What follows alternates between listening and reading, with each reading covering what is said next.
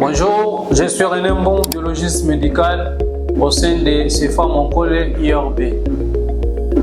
Bienvenue à notre présentation qui traitera un instrument indispensable au laboratoire qui est le micropipette. Il y a un grand nombre d'examens qui demandent l'utilisation d'une micropipette. Comme par exemple les examens biochimiques, nous avons les examens sérologiques, certains examens hématologiques et tant d'autres. D'où l'intérêt de savoir comment utiliser une micropipette. Tout d'abord, une micropipette, c'est un instrument qui permet de mesurer et de transférer avec précision des petites quantités de liquide, généralement en microlitres. Plusieurs sortes de micropipettes. Nous avons des micropipettes monoclonales, multicanaux. Nous avons des micropipettes manuelles et électriques. Nous avons des micropipettes à volume fixe et à volume variable. Aujourd'hui, nous allons vous montrer comment utiliser une micropipette monoclonale à volume variable. Donc, voici une micropipette monoclonale à volume variable. Alors, une micropipette a plusieurs parties. Nous avons le bouton poussoir. À part le bouton poussoir, nous avons les fenêtres de volume. À part la fenêtre de volume, nous avons la molette de réglage de volume. Et puis, nous avons une cône pour fixer l'embout. Et enfin, il y a l'éjecteur d'embout ou de cône. Maintenant, comment pipetter?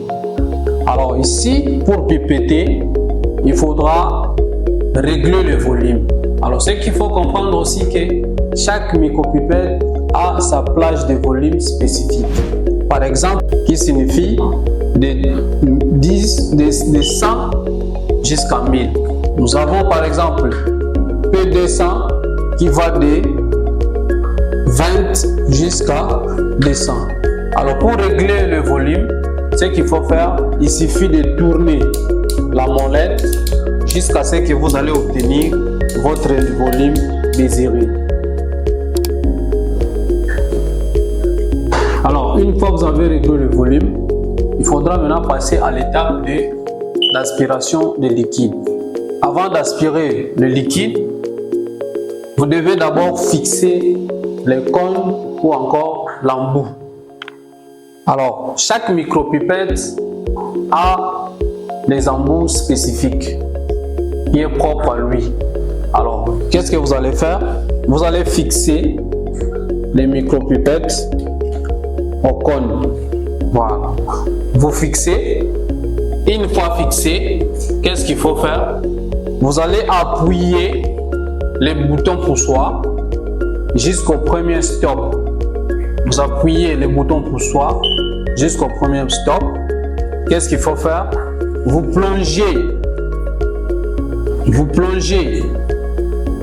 l'embout dans le liquide et puis vous relâchez doucement votre bouton poussoir.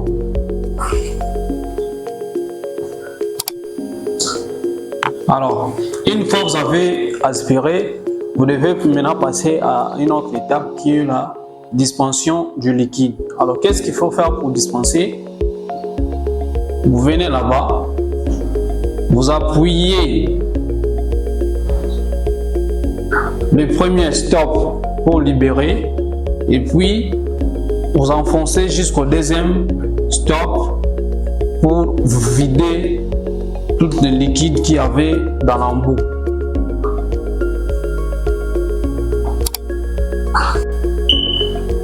Voilà, vous avez dispensé votre liquide. Maintenant, il faudra injecter votre embout que vous allez utiliser à une poubelle appropriée.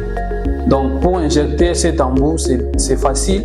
Il suffit juste d'appuyer dans le bouton injecteur d'embout et puis vous allez jeter dans la poubelle appropriée. Alors ici, je pense que vous avez compris comment utiliser une micropipette, mais aussi Si vous maîtrisez toutes les étapes, ça va vous permettre de bien travailler. Par exemple, si vous mettez votre cône, donc vous allez maintenant, vous avez la possibilité de mettre des liquides partout selon votre disposition des jours. Voilà un peu comment ça se passe.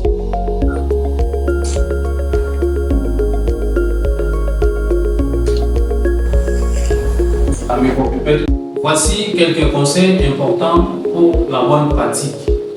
Alors, lorsque vous utilisez une micropipette, si vous êtes à l'étape d'aspiration, tenez toujours vertical votre micropipette lorsque vous voulez aspirer le liquide. Il faut que ça soit vertical.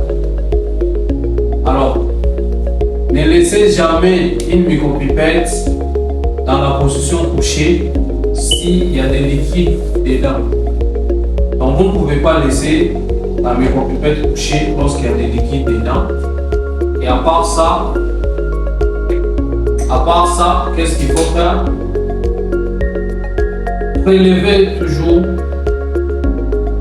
les volumes que vous avez programmés ici. Et ce qu'il faut éviter aussi, chaque micropipette a un volume spécifique. Vous ne pouvez pas aller au-delà. Par exemple, cette micropipette, c'est une micropipette qui va de 100 jusqu'à 1000. Vous ne pouvez pas dépasser 1000, sinon vous allez. Donc, vous ne pouvez pas passer le 1000 en tournant votre molette, sinon vous allez abîmer votre micropipette. Donc voilà un peu les conseils de bonne pratique. Donc vu tout ce qui nous a précédé, vous avez compris que utiliser les micropipettes va vous permettre d'avoir des résultats fiables. Donc il faut être toujours très prudent lorsque vous faites le pipettage, lorsque vous faites le prélèvement en utilisant le micropipette. Voilà, vous savez maintenant comment utiliser une micropipette. Un geste simple mais essentiel pour obtenir des résultats fiables au laboratoire. N'hésitez pas de vous abonner et à poser vos questions en commentaire. Merci et à bientôt.